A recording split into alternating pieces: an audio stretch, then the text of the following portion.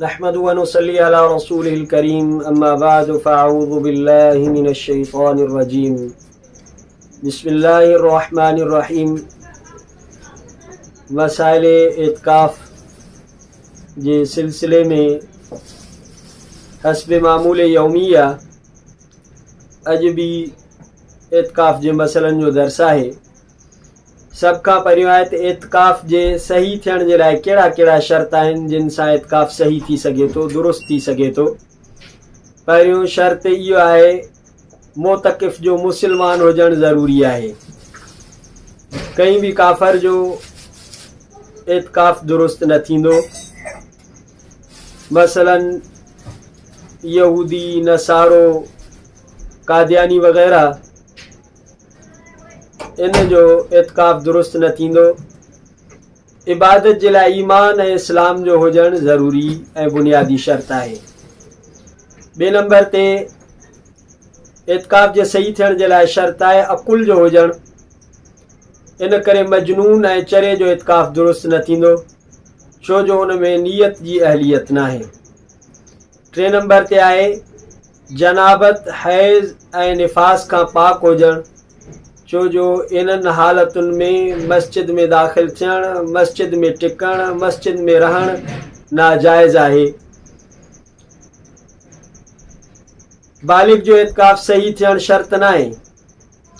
इन करे समझदार ॿार एतिकाफ़ में वेही सघे थो ऐं उनखे सवाबु मिलंदो। मुज़क्कर ऐं आज़ाद हुजणु उन जे लाइ शर्त न आहे। इन करे औरत भी एतिकाफ़ में वेही सघे थी ऐं ग़ुलाम भी एतिकाफ़ कंदो त उनजो एतिकाफ़ दुरुस्त थी वेंदो। ॿियो मसइलो आहे एतिकाफ़ फ़ासिद थी वञे त छा कजे। जेकॾहिं रमज़ानुल मुबारक जे आख़िरी अशरे में मसनून एतिकाफ़ कंहिं वजह जे करे फ़ासिद थी थो वञे, उन वक़्तु ॿीहर नियत करे हाणे उनजो इहो एतिकाफ़ नफ़ली थी वेंदो ऐं हिकु ॾींहुं हिकु राति जे एतिकाफ़ जी क़ज़ा लाज़िम थी वेंदी। ख़्वाह रमज़ान में क़ज़ा करे या रमज़ानुल मुबारक खां बाद में क़ज़ा करे, ॿई सूरतूं जाइज़ आहिनि। जेकॾहिं इन वक़्तु एतिकाफ़ जी क़ज़ा जी नियत सां ॿीहर वेही रहियो त इहा क़ज़ा अदा थी वेंदी आहे। ऐं एतिकाफ़ जो सवाब बैहक़ी में, सिराजुल मुनीर में व तरग़ीब में, इन्हनि किताबनि में एतिकाफ़ जे सवाब जे मुतल्लिक़ हिकिड़ी रिवायत आहे त रमज़ानुल मुबारक जे आख़िरी 10 ॾींहंनि जो एतिकाफ़ करण जो सवाब ॿिनि हजनि ऐं ॿिनि उमरनि जे बराबरि आहे।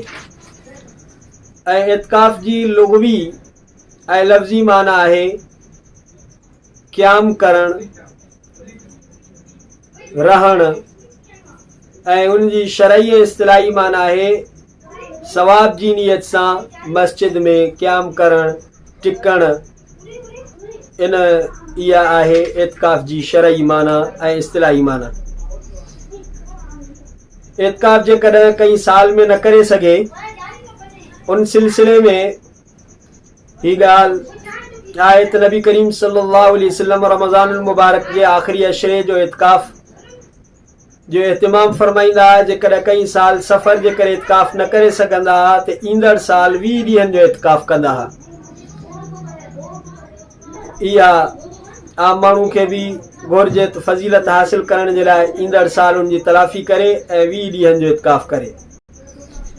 एतिकाफ़ जी अफ़ज़ल जॻह, एतिकाफ़ जे लाइ सभ खां अफ़ज़ल तरीन जॻह मक्कतुल मुकर्रमा जी मस्जिद हराम आहे। उन खां बाद में